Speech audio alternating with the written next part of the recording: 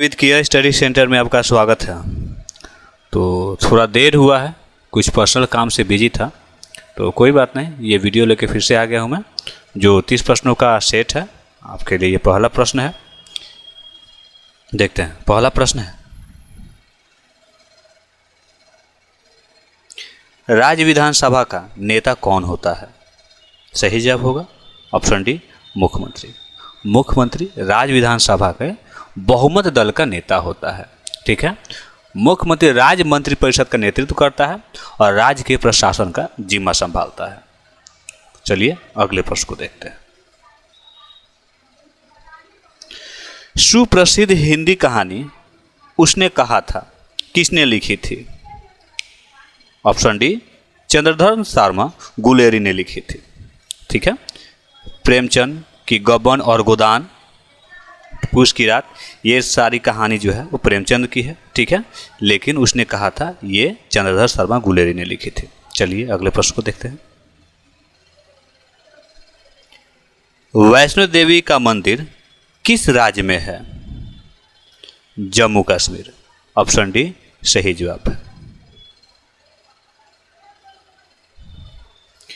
किसी धन विधेयक को पारित होने से राज्यसभा अधिक से अधिक कितने दिनों तक रोक सकती है? ऑप्शन ए 14 दिनों तक। ऑप्शन ए सही जवाब होगा। किसी राज्य का राज्य अध्यक्ष कौन होता है? राज्यपाल। ऑप्शन सी सही जवाब होगा। वैसे किसी राज्य का जो प्रमुख होता है, वास्तविक प्रमुख होता है, वह मुख्यमंत्री होता है। ठीक है, लेकिन जो कार्यवाहक राज्यपाल होता है वो कौन होता है?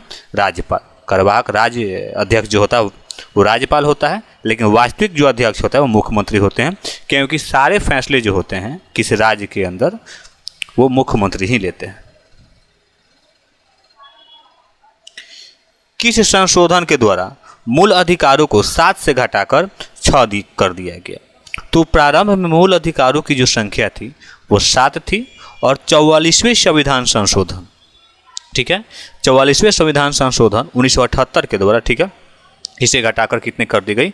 6 कर दी गई। तो याद रखेंगे ऑप्शन डी का सही जवाब होगा। बात की जाए 42वें संविधान संशोधन की, तो ये 1976 में की गई थी।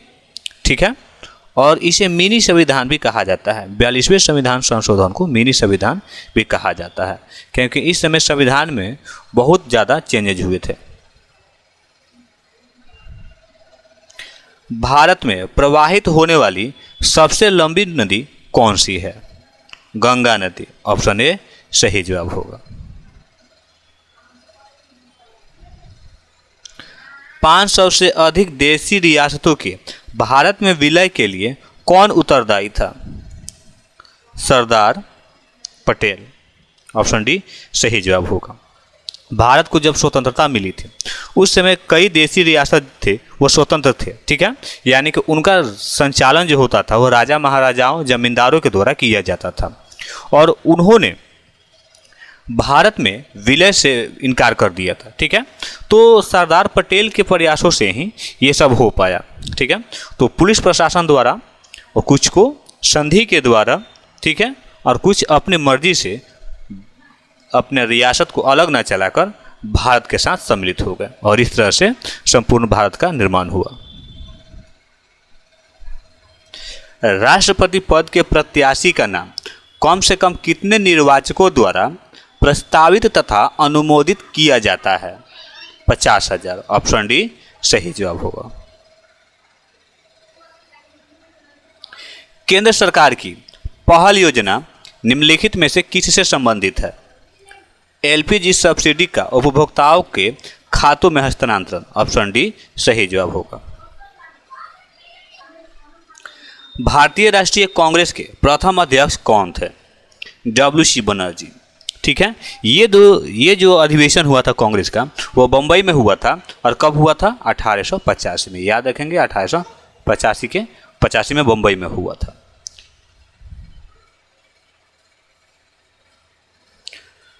कथकली किस प्रदेश की नृत्य नाटिका है? Option B Kerala.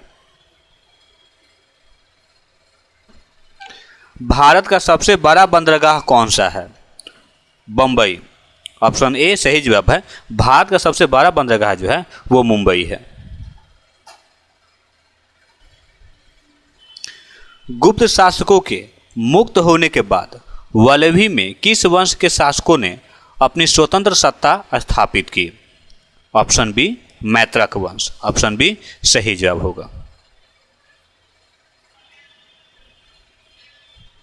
भारत के राष्ट्रीय पुष्प का नाम क्या है? तो भारत का राष्ट्रीय पुष्प क्या है? काफी आसान प्रश्न है, कमल। ऑप्शन ए सही जवाब होगा। वाटरलू के युद्ध के उपरांत नेपोलियन को निर्वासन में कहाँ भेजा गया?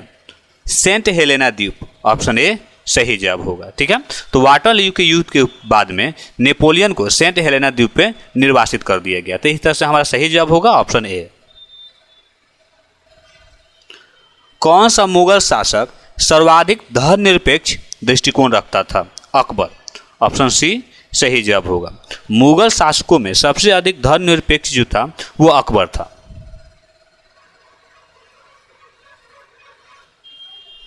दिल्ली में लाल किले का निर्माण किस शासक ने करवाया?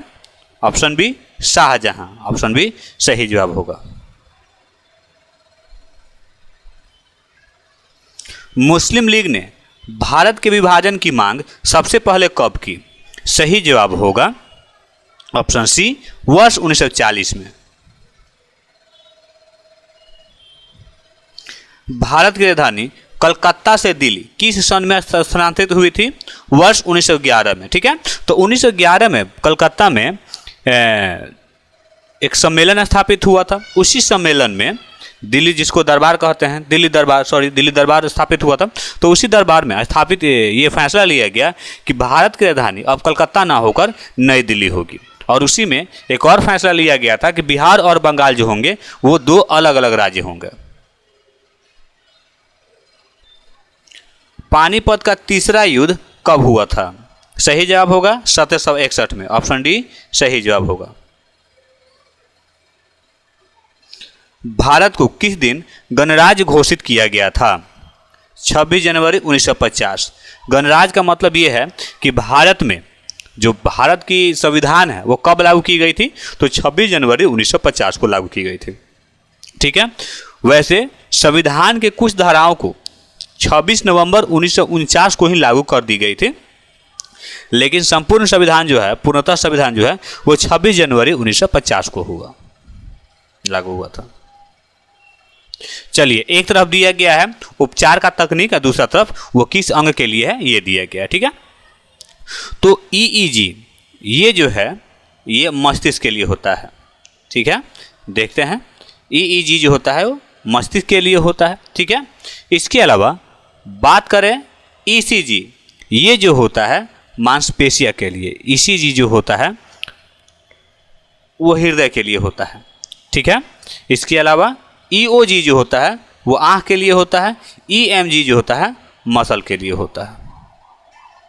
ठीक है, तो ये तो होता है इलेक्ट्रो, E फॉर इलेक्ट्रो। ठीक है, इसके अलावा देखेंगे ये बीच वाला जो लेटर है वो उस अंग को, यानी कि किस अंग के लिए उसको डिनोट करता है। ठीक है, यहाँ देखते हैं E फॉर, यहाँ ECG, यहाँ देखिए E फॉर, यहाँ तो ब्रेन होना चाहिए। खैर देखिए यहाँ पे C के लिए कार्डियो का इस्तेमाल होता है। O के लिए आई, नहीं छोड़िए ये ट्रिक काम नहीं कर रहा है, सीधे सीधे याद रखना पड़ेगा। संविधान के मौलिक अधिकार में कौन सा अधिकार शामिल नहीं किया गया है? काम का अधिकार। ठीक है, इसके अलावा समानता का अधिकार है, स्वतंत्रता का अधिकार है, शोषण के विरुद्ध अधिकार है, लेकिन काम का अधिकार ये मौलिक अधिकार नहीं है।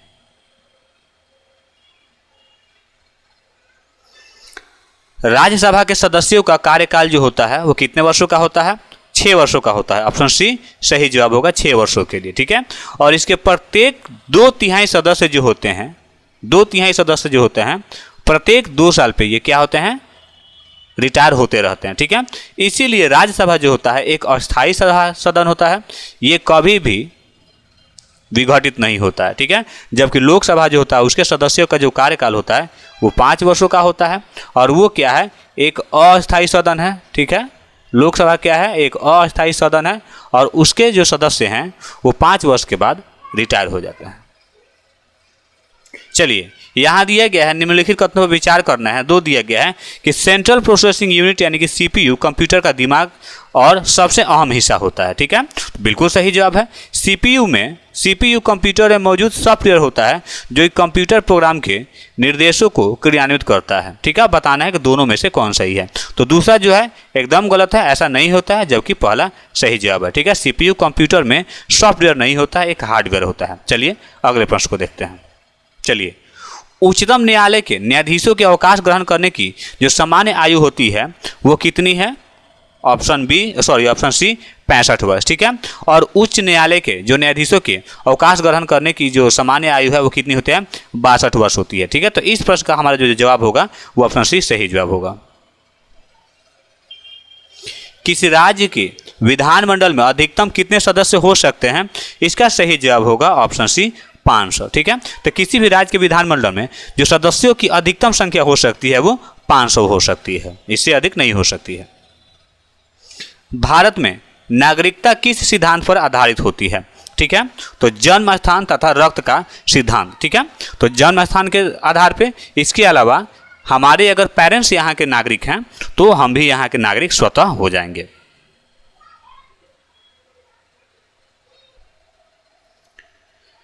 केंद्रीय मंत्रीगण किसके प्रति उत्तरदायी होते हैं? सही जवाब है लोकसभा के प्रति, ऑप्शन बी सही जवाब होगा। केंद्रीय मंत्रीगण जो होते हैं वो लोकसभा के प्रति उत्तरदायी होता है। ठीक है, तो इस तरह से हमारा जो आज का जो सेशन है वो समाप्त होता है। उम्मीद है आज के प्रश्न आपको काफ़ी याद हुए होंगे, काफ़ी मात्रा में याद हुए होंगे। ठीक है, तो फिर मिलते हैं एक नए वीडियो के साथ में, नए क्वेश्चन के साथ। तब तक अपनी पढ़ाई जारी रखिए और हमसे जुड़े रहने के लिए हमारा चैनल सब्सक्राइब जरूर कीजिएगा।